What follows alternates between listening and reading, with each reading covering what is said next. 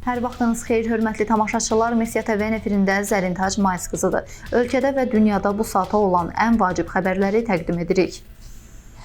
Azərbaycan Respublikası Dövlət Təhlükəsizliyi Xidmətində terrorçuluqla bağlı axtarışda olan şəxslər barəsində Bakı şəhəri Səbail rayon məhkəməsi tərəfindən həbs qəti imkan tədbiri seçildiyi məlum olub. Qeyd olunan şəxslər Dövlət Təhlükəsizliyi Xidməti tərəfindən terrorçuluğa qarşı həyata keçirilmiş əməliyyat axtarış tədbirləri nəticəsində ardıcıl şəkildə xarici ölkələrin ərazisində ələ keçirilərək Azərbaycana gətiriliblər. Saxlanılan terrorçuların sayının çox olduğu bildirilir. Dövlət Təhlükəsizliyi Xidmətinin mətbuat xidmətindən bildirilib ki, hazırda aidiyyəti məsələ ilə əlaqədar əməliyyat istintaq tədbirləri davam etdirildiyindən yaxın vaxtlarda ictimaiyyətə bu barədə ətraflı məlumat veriləcək.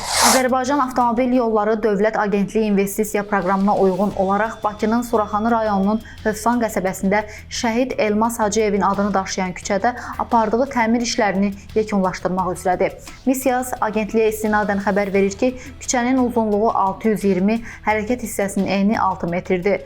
Təmir çərçivəsində küçədə zəruri yerlərdə yararsız qruntun çıxarılması, əks doluluğu işlərinin icrası ilə küçənin profilə salınması işləri aparılır. Hazırda son mərhələdə olmaqla yeni asfalt beton örtüyünün döşənməsi işləri yerinə yetirilir.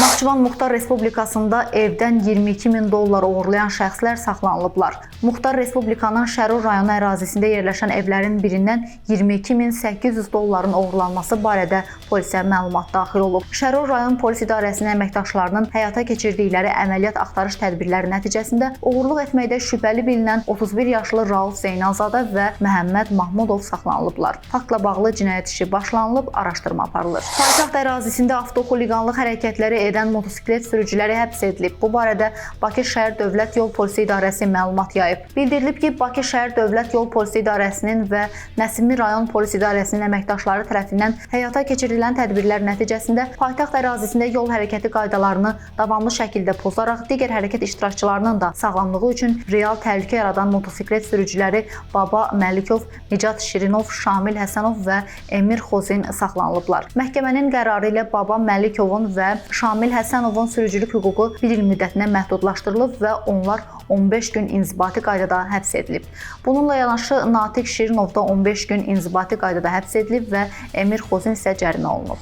Ukrayna İstanbulda Rusiya ilə danışıqlara hazırdır, lakin sülh Rusiya Federasiyası tərəfindən imitasiya deyil, yalnız real hərəkətlərlə mümkündür. Misiya xəbər verir ki, bu sözləri Ukrayna prezident aparatının rəhbəri Andrey Yermak RBK Ukraynaya müsahibəsində deyib. O bildirib ki, Kiyev Moskva ilə danışıqlara hazırdır, lakin qərarı Rusiya prezidenti Vladimir Putin verməlidir. Yermakın sözlərinə görə Ukrayna sülh prosesindən əl çəkmir və istənilən formatda danışıqlara hazırdır. Siyasətçi qeyd edib ki, biz Rusiyaya Kiyevi sülh prosesini pozmaqda ittiham etməyə əsas verməyəcəyik.